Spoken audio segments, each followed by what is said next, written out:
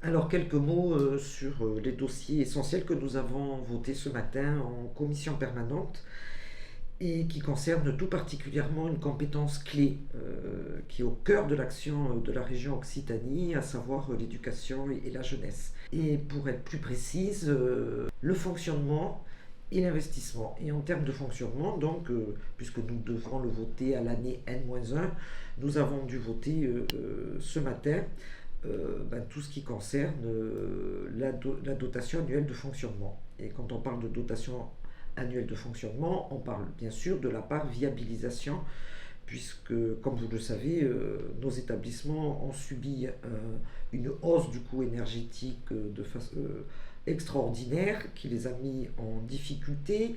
Et cette difficulté a été prise en compte très rapidement et de façon très réactive par la région Occitanie. Et ça, c'est vraiment une volonté aussi, je le répète, que l'on partage avec notre présidente de région, Carole Delga, à savoir ne laisser aucun établissement en difficulté face aux factures énergétiques qui, bien sûr, leur sont tombées dessus depuis l'année dernière. Je vous donne quelques chiffres.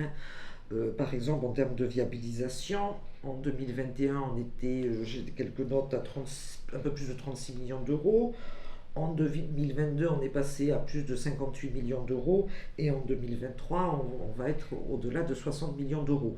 D'ailleurs, les chefs d'établissement le disent dans cet échange permanent, puisque je pense que les services, et je voulais aussi les en féliciter, sont très proches du fonctionnement des établissements et sont capables d'analyser et de partager et de réagir face aux difficultés que certains établissements peuvent rencontrer. Bon, certains, on leur a demandé d'être solidaires et d'aller quand même piocher dans le fonds de roulement, mais quand c'était plus possible, je pense qu'ils reconnaissent aussi que la région Occitanie a été réactive et les a accompagnés face à cette difficulté. On maintient un investissement qui a été très fort sur la partie accessibilité. Je crois qu'on est en fin de programme, mais on devrait avoir à peu près 90% des établissements qui ont bénéficié de travaux sur l'accessibilité. Il y a aussi la part, bien sûr, investissement sur la rénovation énergétique et là aussi sur le photovoltaïque. On est aussi là-dessus très en pointe et très volontariste. C'est en tout à peu près pour 30 millions d'euros qui ont été votés ce matin.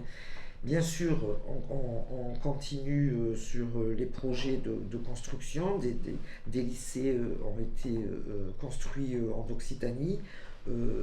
Bien sûr, on poursuit cette volonté de créer là où c'est nécessaire des lycées, mais on est aussi sur comme je le rappelais, des investissements en termes d'accessibilité, de rénovation énergétique et de mise en sécurité. Malheureusement, l'actualité tragique nous ramène à ce besoin de sécurisation des établissements scolaires et à peu près presque dans tous les lycées, on a pu mettre en place un système sécurisé de tourniquets, de contrôle d'accès, de vidéosurveillance.